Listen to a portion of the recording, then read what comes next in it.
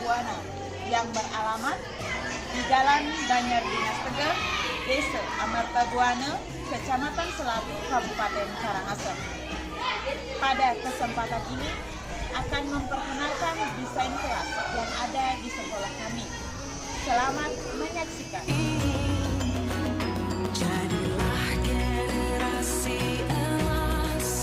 Desain kelas yang akan saya paparkan di sini adalah berkaitan dengan literasi siswa. Yang pertama, saya mulai dengan jam kedatangan siswa. Nah, jadi tujuannya adalah untuk mengatur waktu agar siswa bisa disiplin, mulai dari bangun di rumahnya, kemudian bersiap-siap pergi sekolah hingga dia tiba di sekolah. Salah satu siswa akan bisa memperagakannya.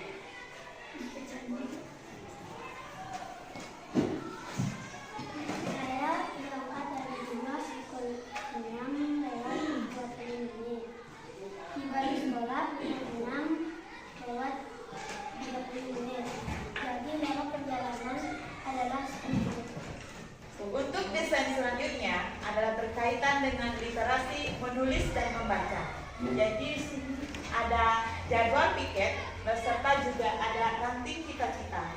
Jadi tujuannya untuk meningkatkan kegiatan siswa dalam menulis dan membaca.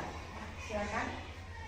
Ini adalah jadwal piket kelas 4 dan ini ranting cita-cita teman-teman kelas 4. Tujuannya kita membuat ranting cita-cita adalah supaya siswa dapat meningkatkan proses belajarnya, tingkat kemampuan membacanya, sehingga ia termotivasi untuk mewujudkan cita-cita yang dia inginkan.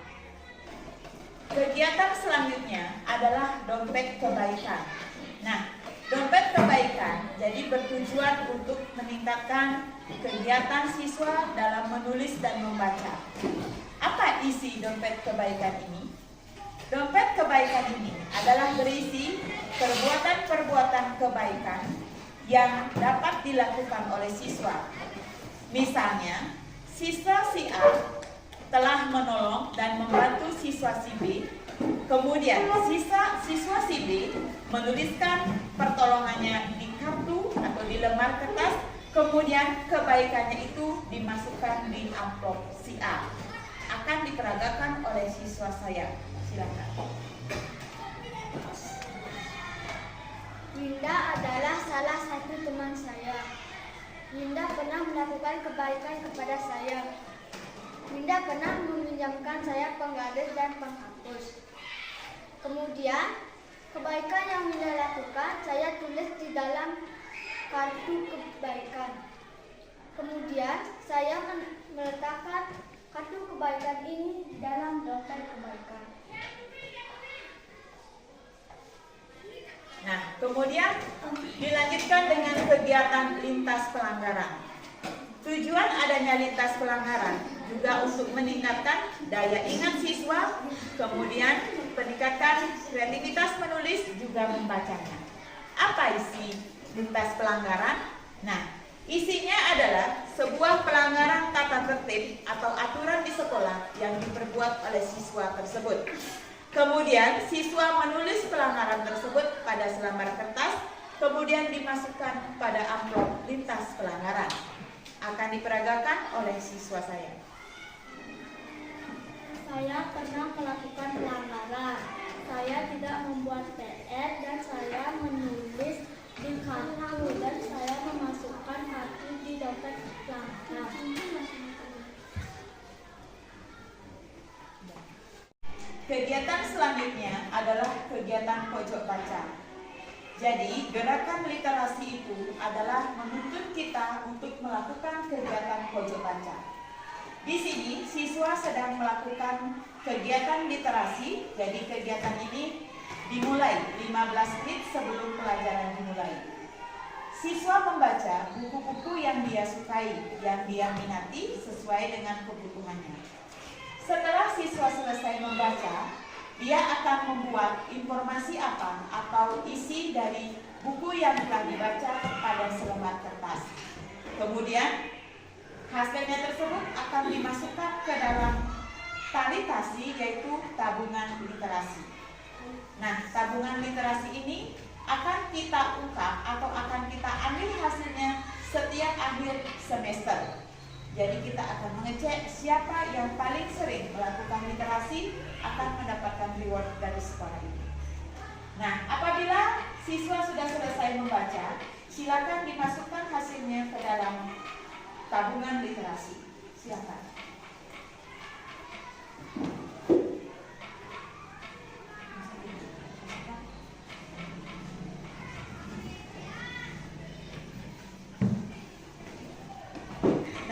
Jadi hasil dari literasi siswa akan saya buat dalam bentuk buku, di mana isi buku tersebut adalah hasil-hasil literasi siswa yang dilakukan selama 1 semester ke depan. Kegiatan selanjutnya adalah membuat pohon ilmu. Jadi di sini ada 2 yang dibuat oleh siswa saya, pohon ilmu yang dalam bentuk besar dan juga dalam bentuk pot bunga. Nah, apa tujuannya kita membuat pohon ilmu? Jadi tujuannya adalah meningkatkan kreativitas siswa dalam menulis dan minat membacanya. Apa isi pohon ilmu? Nah, pohon ilmu berisi tentang materi-materi yang sudah kita pelajari bersama. Jadi untuk mengingat atau meningkatkan daya ingat siswa, sewaktu-waktu siswa bisa membaca pohon ilmu yang dalam bentuk pot bunga atau dalam bentuk pohon yang besar. Salah satu materi yang bisa disampaikan oleh siswa saya.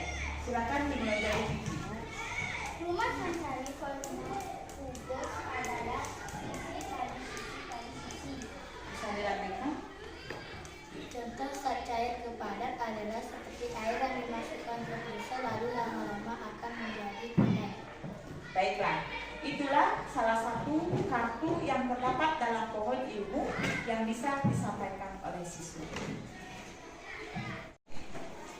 Kegiatan selanjutnya adalah pembuatan rumah-rumah adat yang dibuat oleh siswa untuk meningkatkan kreativitas keterampilan.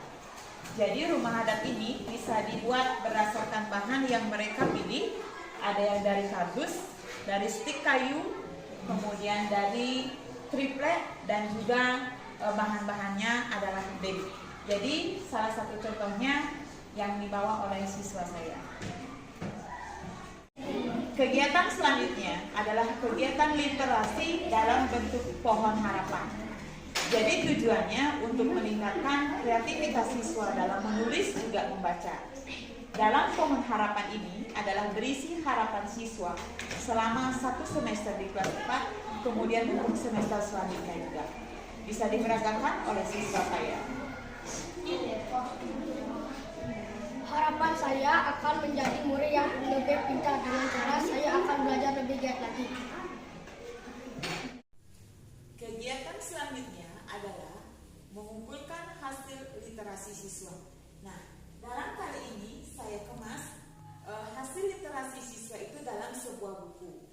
Jadi judulnya adalah buku literasi siswa. Nah, dalam buku ini terdapat beberapa hasil karya siswa yang sudah ditempelkan. Nah, jadi seperti ini. Jadi tujuannya bisa dibaca-baca kembali oleh siswa. Sesuai dengan kurikulum merdeka yang sudah kita mulai terapkan di sekolah, kita dapat mengajak siswa untuk melaksanakan pendidikan sesuai dengan profil pelajar Pancasila yang dimulai dari beriman dan bertakwa kepada Tuhan Yang Maha Esa serta berakhlak mulia, berkebinekaan global, mandiri, gotong royong, bernalar kritis, dan kreatif. Kegiatan selanjutnya adalah untuk membuat portofolio. Nah, dalam satu map ini berisi portofolio adalah hasil dari pekerjaan siswa, hasil dari ulangan siswa, juga pekerjaan rumah, dan juga hasil-hasil belajar selama di sekolah. Jadi portofolio ini adalah kumpulan hasil kerja siswa selama 1 tahun. Dan setiap semester akan diberikan kepada orang tua untuk melihat bagaimana hasil dari proses belajar anaknya di sekolah.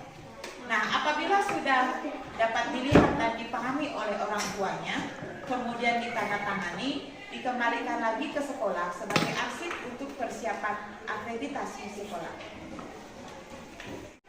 Baiklah, untuk kegiatan literasi selanjutnya adalah kami di kelas ini membuat yang namanya panggung literasi. Jadi di sini ada sebuah panggung sederhana. Jadi apa itu panggung literasi? Panggung literasi dibuat adalah untuk siswa dapat memperagakan atau mendemonstrasikan hasil literasinya atau hasil belajarnya di panggung ini.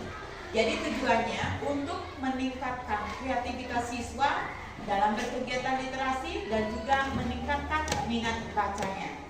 Nah, sekarang akan diperagakan oleh siswa saya.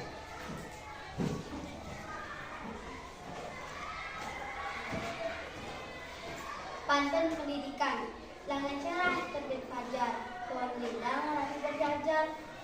Rajin sekolah, rajin belajar, dan kita cepat bekerja.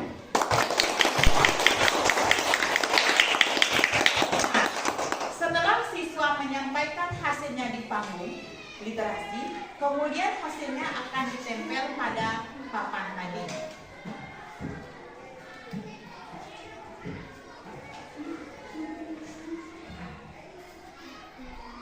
Nah, setelah hasilnya dipasang di papan mading, jadi siswa yang lain bisa berkunjung dengan melihat apa hasil dari teman-temannya. Jadi tujuannya adalah untuk meningkatkan minat baca siswa, menambah pengalaman, juga menambah informasi. Nah, dalam pembelajaran, ketika siswa menemukan kata-kata sulit dalam pembelajaran, saya akan memberikan siswa untuk menulis kata-kata tersebut pada selembar kertas.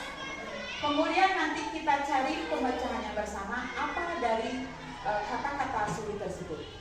Nah, setelah siswa menemukan kata-kata sulit, mereka akan menempelnya pada papan mading. Silakan yang sudah selesai bisa menempel di papan mading. Satu persatu ya, jangan satu-satu. Yang sudah, silakan duduk lagi. Ya, silakan duduk yang sudah.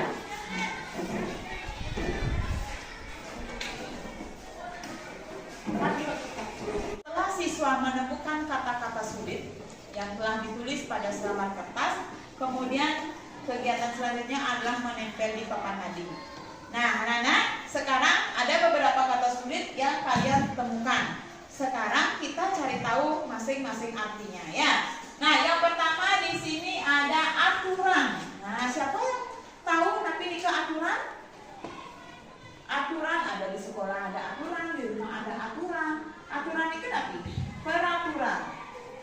Peraturan itu harus dilaksanakan apa tidak? Aturan itu sama dengan kata tertib. Ya, berupa peraturan yang tertulis, baik tidak tertulis yang harus dilaksanakan. Kemudian di sini juga ada kabel. Ada yang tidak tahu kabel? Nah, kabel itu termasuk alat listrik apa tidak? Apa penggunaan kabel? Untuk menghubungkan arus listrik. Untuk menghubungkan arus listrik. Kemudian di sini juga ada stop contactor. Nah, stop kontak ya. Jadi stop kontak itu juga alat yang digunakan untuk menghubungkan apa? Listrik. Ya. Di sini juga ada inang. Nah, ada inang. Inang itu sama dengan induknya, ya. Jadi dalam bentuk yang lebih besar induknya, inangnya, ya. Nah, sekarang anak-anak aku boleh pulang hari ini. Jadi sebelum pulang, kalian bisa membaca kata-kata yang ada di papan mading ini, hanya satu kata. Kemudian kalian langsung boleh pulang. Silakan Kak Kadis. Dari sini ya, nanti baca satu langsung pulang. Baca salin langsung pulang. Silakan baca satu kata saja. Ke depan satu-satu. Baca deh langsung ke depan. Ya, baca satu ya. Ya. Oke, nah itu apa artinya? Pertukaran barang dan apa biasanya? Kabel. Apa artinya kabel?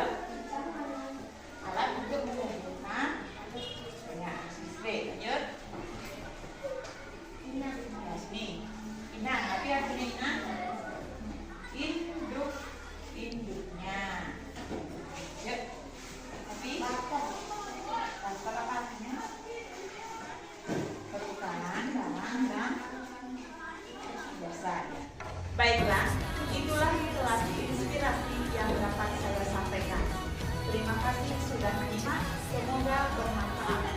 Saya tutup dengan salam Santi. Om Santi Santi.